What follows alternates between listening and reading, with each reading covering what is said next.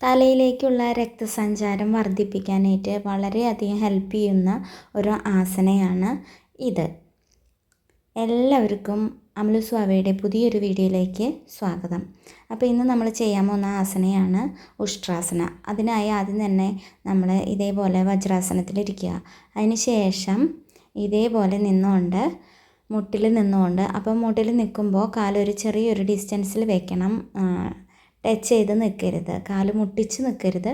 ചെറിയൊരു ഡിസ്റ്റൻസിൽ അത് കാൽപാദങ്ങളും കാൽമുട്ടിൻ്റെ ഭാഗവും ചെറിയൊരു ഡിസ്റ്റൻസിൽ നിൽക്കുക. അതിന് ശേഷം നമ്മളുടെ വലത് കൈ എടുത്ത് സൈഡിലൂടെ കാൽപാദത്തിൽ അതായത് കൈയിൻ്റെ ഉള്ളനടിയും കാലിൻ്റെ പാദത്തിൻ്റെ ഭാഗവും കൂടെ ടച്ച് ചെയ്യുന്ന വിധത്തിൽ പിടിക്കുക. അതേപോലെ ലെഫ്റ്റ് ഹാൻഡും അതേപോലെ ഉള്ളം കൈ കാൽപാദത്തിൽ വരുന്ന വിധത്തിൽ ഇതേപോലെ പിടിക്കുക.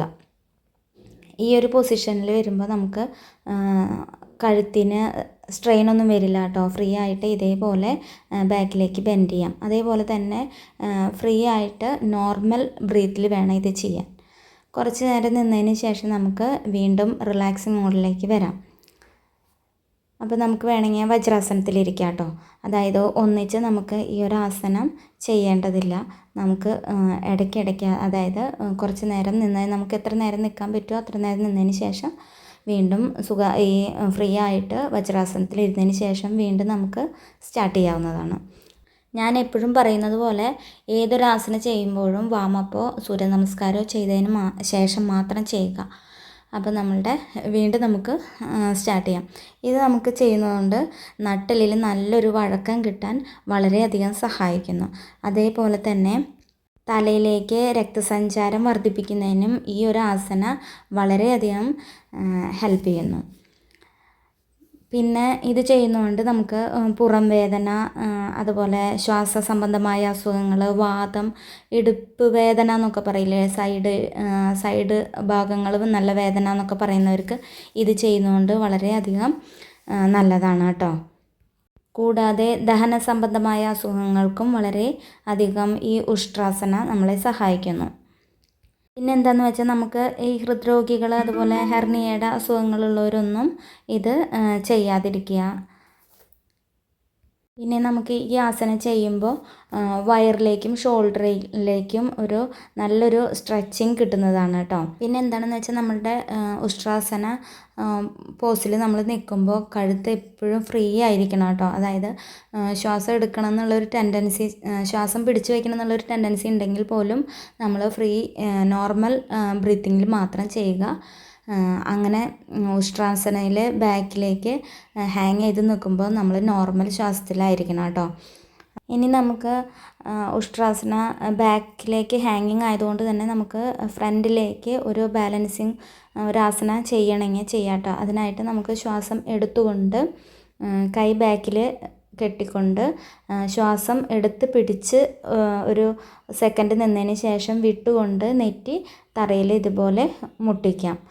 അപ്പോൾ അത് എത്ര നേരം നമുക്ക് ഹോൾഡ് ചെയ്ത് വെക്കാൻ പറ്റുമോ അത്ര നേരം ഹോൾഡ് ചെയ്ത് വെച്ചതിന് ശേഷം മാത്രം ശ്വാസം വിട്ടുകൊണ്ട് നെറ്റി തറയിൽ മുട്ടിക്കുക. അപ്പോൾ നമുക്ക് തറയിൽ മുട്ടിച്ച് കിടക്കുന്ന സമയത്ത് നമുക്ക് നോർമൽ ബ്രീത്തിൽ റിലാക്സ് ചെയ്തുകൊണ്ട് ഇതുപോലെ കിടക്കാം കേട്ടോ.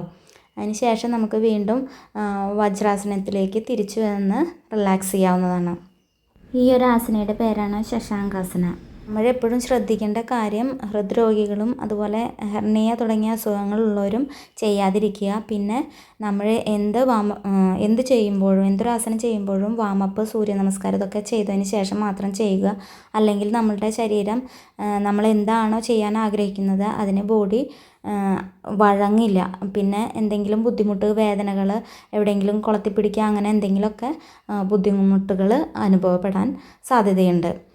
എൻ്റെ ചാനൽ ഇതുവരെ സബ് ചെയ്തിട്ടില്ലെങ്കിൽ ഒന്ന് സബ്സ്ക്രൈബ് ചെയ്ത് ആ ബെൽ ബട്ടൺ ഒന്ന് എനേബിൾ ചെയ്ത് വെച്ചാൽ എൻ്റെ വീഡിയോകൾ ഞാൻ ഇടുമ്പോൾ അതിൻ്റെ നോട്ടിഫിക്കേഷൻ വരുന്നതാണ്. അതുപോലെ തന്നെ വീഡിയോ കണ്ട് ഇഷ്ടപ്പെട്ട എല്ലാവരും ലൈക്ക് ചെയ്യാനും കമൻറ്റ് ചെയ്യാനും ഷെയർ ചെയ്യാനും മറക്കരുത്. അതേപോലെ തന്നെ നിങ്ങൾക്ക് ഈ പോസ്റ്റിൽ ഫുള്ളായിട്ട് നിൽക്കാൻ പറ്റുന്നില്ലെങ്കിൽ, അതായത് ഫൈനൽ പോസ് ഉഷ്ട്രാസനത്തിൽ നിൽക്കാൻ പറ്റുന്നില്ലെങ്കിൽ നിങ്ങൾക്ക് എത്രയാണോ നിൽക്കാൻ പറ്റുന്നത് അത്രമാത്രം നിങ്ങൾ നിൽക്കുക. അതിന് ശേഷം ബോഡി വഴങ്ങുന്നതിനനുസരിച്ച് ബാക്കിലേക്ക് ഹാങ് ചെയ്ത് കൊണ്ടുവന്നാൽ മതി. അപ്പോൾ അത് ഓരോ ദിവസം ചെയ്യുമ്പോൾ നമുക്ക് ബോഡി വരുന്നതനുസരിച്ച് നമുക്ക് അറിയാൻ പറ്റും. അപ്പോൾ ഇന്നത്തെ വീഡിയോ ഇത്രയേ ഉള്ളൂ. അടുത്ത വീഡിയോയുമായിട്ട് അടുത്ത ദിവസം വരാം. അതുപോലെ തന്നെ എൻ്റെ വീഡിയോ കണ്ട് എന്നെ സപ്പോർട്ട് ചെയ്യുന്ന എല്ലാവർക്കും ഒരുപാട് താങ്ക്സ്.